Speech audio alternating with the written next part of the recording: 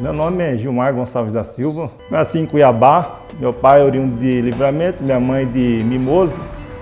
Desde 5 anos moramos em Várzea Grande e como eu não tinha irmão assim, a gente começa a ficar adolescente e começa a ter muito atrito nas escolas, o pessoal querendo defender seus territórios, a gente de repente eu era ruim de briga, né? Não sabia brigar, apanhava todo dia na rua, jogando bola.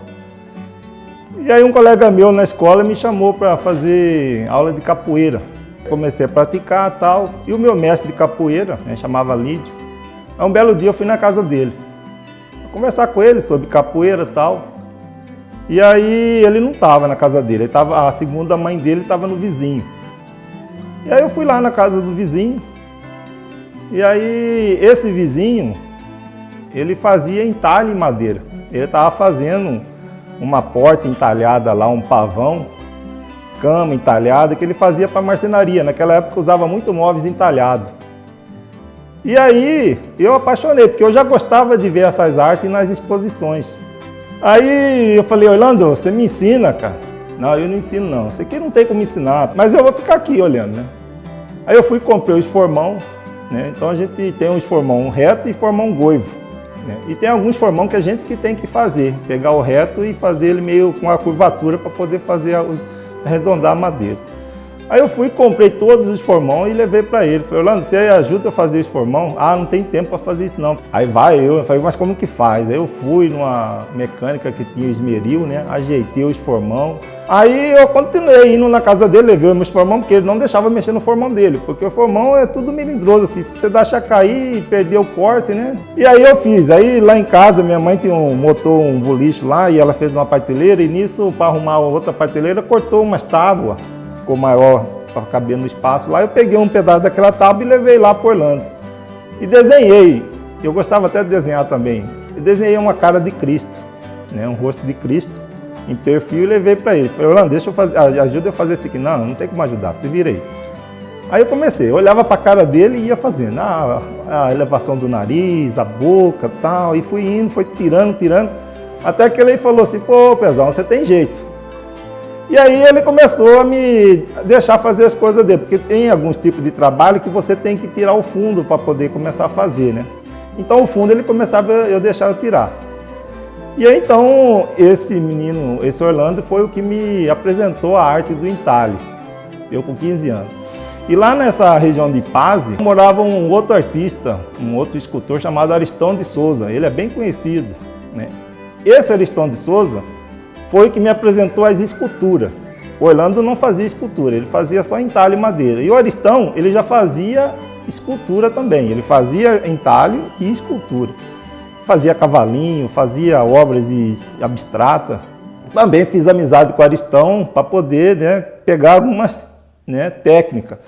Porque na minha concepção, não tem como ensinar a fazer escultura. Não tem como eu pegar e falar assim, vou ensinar o senhor a fazer escultura. Isso aí é uma coisa que já tem que estar com a pessoa, né? E aí foi, assim, eu comecei fazendo esse rosto de Cristo, aí uma primeira escultura que eu fiz foi uma negra socando pilão, que é uma escultura bem matogrossense, né?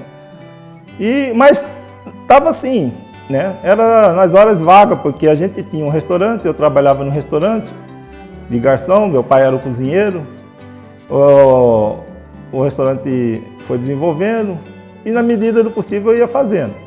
Mas nunca vivi de arte, nunca vivi de fazer entalhe madeira, não era uma profissão minha. Aí eu casei, né? Aí começa as necessidades da família, né? Vem filho e o restaurante já não estava 100%, já estava com as pernas meio quebradas. Aí eu comecei a fazer entalhe com marcenaria. Foi um período de 1 ano que eu comecei a ganhar dinheiro, viver do entalhe madeira. Aí fazia cama, porta, mas o homem era ruim para pagar e na época também você tinha que vender para poder me pagar, era difícil. E apareceu o concurso do Corpo de Bombeiros. Aí eu fiz o curso de Corpo de Bombeiro, passei pela janela do banheiro, vamos dizer assim, ou pela fechadura da porta, porque era 200 vagas e eu fiquei como 15 de suplente. Então tinha que desistir 15 para mim poder entrar no Corpo de Bombeiro. E aí, ajuda de Deus, eu entrei. De 98 para cá eu estou nas fileiras da Corporação do Corpo de Bombeiro de Mato Grosso. Hoje eu sou primeiro sargento. E aí, como a gente estava no bombeiro, vira e mexe, a gente corta a árvore. E aí fica aquela árvore lá jogada, muitas vezes madeira muito... E tem em Várzea Grande e Cuiabá é mangueira. Só que a mangueira é uma madeira branca, não é uma madeira boa para fazer. De vez em quando aparecia uma madeira boa, tipo ipê, cumbaru, né? Angico, piqui. E aí eu comecei a ver uma possibilidade de usar essa madeira para não ser jogada fora, fazer, né, o uso dela. E aí foi onde eu comecei, né? Ficava louco para entrar uma ocorrência de queda de árvore para mim ir lá cortar para pegar um toco e levar para o quartel. E os comandantes na época começaram até a ficar meio zangados, porque era uma zoeira de motosserra lá no quartel, né? Tava lá todo mundo querendo ficar escutando televisão, tá eu lá com a zoeira de motosserra fazendo escultura. E aí minha mulher, fiscal de tributos de lá da Prefeitura de Sorriso, aí ela pediu afastamento e eu falei assim, vou botar uma lojinha para ela não ficar sem o que fazer, né? Pelo menos para ela ter um servicinho, né? E nas minhas horas vagas de bombeiro eu vou fazendo as peças e a gente botou essa lojinha aqui. E aí estamos indo, estamos levando a loja aí com essas peças aí. Eu tô assim, ainda estou aprendendo, porque eu acho que a arte das esculturas não tem como você falar, tô pronto, né? Cada hora você pega uma madeira, você tem que tentar trabalhar com a madeira, porque a madeira que comanda você. Esse dia eu fui fazer uma peça ali, um cara pediu para mim fazer um santo, São Mateus, e eu cortei a madeira errada, então as veias da madeira estavam tudo de frente com o rosto, aí não conseguia fazer o rosto da... É para mim não perder, porque eu acho ruim perder a peça, eu não gosto. Começa uma coisa, eu faço de tudo para não perder. Vou pegar essa tora aqui, vou fazer um jacaré. Vamos começar um jacaré. O problema meu é madeira, que a gente, como eu sou do bombeiro e sei, a gente não sai cortando madeira, é errado. Mas como aqui em Chapada, o pessoal já me conhece, que eu sou bombeiro, sempre vem aqui e fala, ó, tem como você cortar uma árvore lá em casa, que está em cima da casa, aqui não tem bombeiro, em Chapada de Guimarães não tem corpo de bombeiro. Aí o pessoal já me conhece, chama eu para ir cortar e eu fico com a madeira. Então, as madeiras que eu uso aqui são madeiras que eu corto na casa de pessoas que precisam que tire a árvore, né? E tem que ter pessoas que tenham técnica para cortar para não destruir a casa. E aí tá assim, estamos aprendendo a fazer escultura ainda.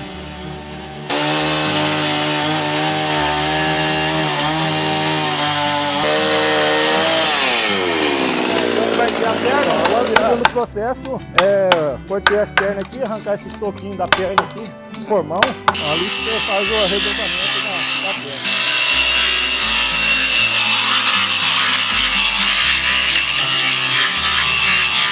A gente pega e vai pro detalhe. Agora eu vou fazer do outro lado aqui, ó. Isso aqui são as escamas do jacaré. Começa a fazer, a gente risca, né? Põe ele meio inclinado assim, faz um esbocinho com lápis. O desenho na madeira. Aí agora só mais uns detalhinhos de fazer o narizinho dele também aqui, o nariz tem uma cava. É os detalhes que manda muito, né? Peça difícil de fazer é peça pequena. É muito detalhe para pouco espaço. Então os formão tem que ser formão pequeno e usa o formão meio gordo, semi-gordo. Aí vai das pessoas, né, se ele tem o talento ou não para desenvolver aquela arte. As fórmulas de química, de física, você segue, você consegue chegar no resultado, né? Só que tem gente que se dá bem com a química, com a matemática, tem outros que não. E é igual aqui. Então, aí não vai pra frente, né? Ele vê que é uma coisa que... Porque isso aqui é um serviço enjoadinho, vai dar o dia inteiro de serviço só na lixa. A pessoa tem que gostar, se ela não gostar, ela não vai. Então, essas aqui é uma das minhas paixões. Eu gosto de mexer com madeira. Eu ainda quero passar essa arte para outras pessoas, né? E fazer um projeto aí para poder desenvolver com menor situação de risco. Então isso aqui é uma coisa que o cara pode aprender e ganhar dinheiro e levantar a autoestima dele, para evitar que ele saia daquela situação de risco. Porque uma peça dessa, ela depois de pronta, ela vai custar de R$800 a R$1.000, né? Então assim, um cara, se ele for trabalhar, ele vai trabalhar um mês para poder ganhar esse dinheiro, muitas vezes. Então esse aqui, a gente faz em 3 dias. Então se ele conseguir fazer uma peça desse e em 3 dias ele vender por R$1.000, é uma coisa que você não vende toda hora, né? Você não se vende toda hora. Mas é um produto que Essa agrega um valor nele. É um pedaço de madeira que ia pro lixo, e a turma ia tacar fogo nele. E aí vira uma escultura. Eu sou mais a crítica do artista do que... É a minha empresária. Porque eu que falo o que tá errado nas peças, o que tem que consertar, a venda, colocar preço. Todos os artistas dizem que tem que ter um empresário, porque o artista mesmo não pode mexer com o dinheiro, ele não sabe, não, né? Então não sabe dar valor elas nas olham peças. muitas vezes pra mim, como eu faço, é um pedaço de pau. Então assim, é fácil fazer, pega um... Então assim, muitas vezes você não consegue agregar um valor nele. Então uma pessoa que está do lado de fora da gente, da produção, consegue enxergar um valor maior, né? E a gente Às vezes fica quer assim. dar de graça aí